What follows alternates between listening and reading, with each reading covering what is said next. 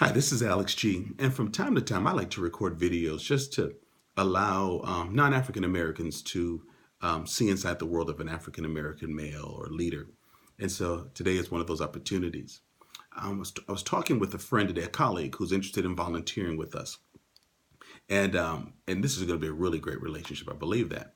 But he said, one of the things that I really want to do is I want to help to move you and the organization from justified anger to justified action. And of course, I let him talk because for the last several years, I thought that we were about action and moving things along. But what I'm finding is the word anger is problematic for a lot of my white friends. And I don't know if that conjures up a sense of fear or that African Americans are going to burn something down or destroy something or I don't know what the fear is. But it has really been my justified anger. And that anger is justified when you consider history. Has really moved me to want to mobilize others, to teach others, and to really re up or recommit myself to this lifelong work of bringing about racial harmony. And so I said to this colleague, I let him finish, and I said, let's get 4 months of consistent volunteerism, and then we'll talk about the impact of 4 centuries of aggregate anger. There are things I've watched my mother experience, my father, my stepfather, my grandmother, stories I've heard, stories of overcoming.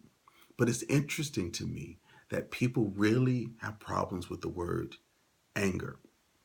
It doesn't mean I'm mad. It doesn't mean that I'm seething, but it means that I'm upset, that I'm unsatisfied, that this is not acceptable to me.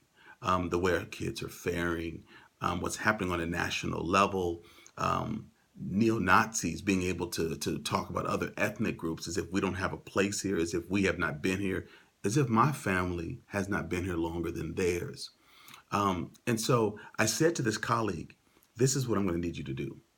Rather than being an ambassador from the white community to me, to help me to sort of ease up off the word anger, I'm going to need you to be an ambassador for me to the white people. I'm not ready to stop being angry because I'm injured day after day after day. When I have a good day, there's something else that happens on a national level. A football player who's trying to stand up for my rights, who's talking about how our sons and nephews and grandsons are treated, not by all police officers. I keep telling you, I have a brother that's a police officer, but they're called lazy or ingrateful or ungrateful SOBs by the head of our country. I'm saying this about people who are trying to use their platform to speak out for good. Um, if they made money and didn't speak out, then they'd be called something else. They'd be called uppity and selfish and egotistical. And so when we're silent, our communities rot. When we speak up, we're hell raisers. And then when we do, and when we speak up, or as we speak up, we're told how to speak up, what's appropriate, what's respectful. And so this is just something I want my white allies to think about. What's so bad about being angry?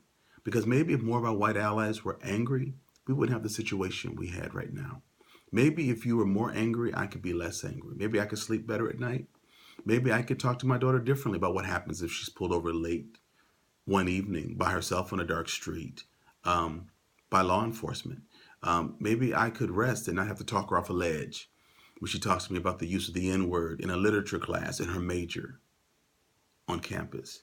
And she's trying to navigate how she's going to approach her professor about the inappropriateness of allowing that to happen.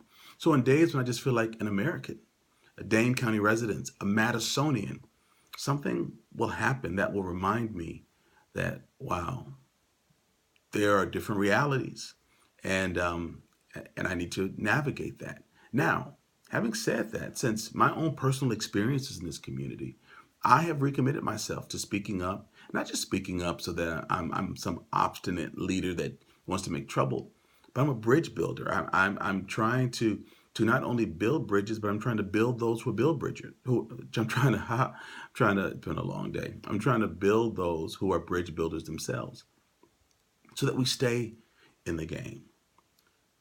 But let's keep in mind the issue that we have to fix in America is not angry black people. That's not what's wrong right now.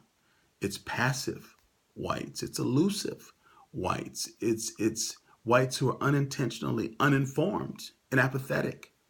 That's problematic. It's systems that have been built on race. It's recovering not just from slavery. I wish slavery were our only problem. I wish it were that simple. But having been the host of the world's only racial system that was based, I'm sorry, the world's only, I told you I was tired, the world's only slavery system that's based solely on race, well, the residual effects of that continue, because although slavery was illegalized, racism wasn't. So I got to get off this video because you can tell I'm tired and I've still got to go to another meeting. But again, I enjoy this work and I'm going to continue this work. But for those who are watching this video, rather than becoming afraid of people who are voicing their frustration and anger at the status quo, think about um, stoking your own anger at injustice. Would you want this for your children? Would you want your children to be worried about being profiled, worried about having ethnic names or names that sound ethnic as employers are perusing files and looking for potential applicants? Would you want to teach your children how to keep their hands on 10 and 2 whenever they're pulled over? Would you want to have the burden, besides paying taxes and going to work and being a good neighbor and cutting your lawn and washing dishes? And would you also enjoy the burden of thinking about how does my complexion, my ethnicity, cause frustration or consternation or fear for someone? Um, and why is it that my anger, which is justified, is so problematic for people? Very few people have called me up and asked me out for coffee and said, tell me about your anger, why you think it's justified, and what are you feeling? The knee-jerk reaction is, I hate that name, Alex. I wish you'd change it. I wish you'd make it nicer. The name of our organization has nothing to do with the racial disparity that our community is facing. It is absolutely asinine to talk to me about a name when we have the worst racial disparity between 4th and 8th grade white and black kids, when we have the outrageous incarceration rates, the off the charts rates of recidivism for our people of color, poverty for our people of color. It is absolutely asinine to talk to me about the name of our organization when you have not yet talked to your friends, your children, your employees, your employer, your HR department, your church board, your leadership, your neighbors, your politicians. So I will entertain that question about our name and my anger, but I need you to do something first. You need to tell me, why are you so calm? If these were your children, would you be calm? If this were your daughter feeling these things, would you be calm? If this were your life, would you be calm? If this were your reality right now, 2017, wouldn't you be angry?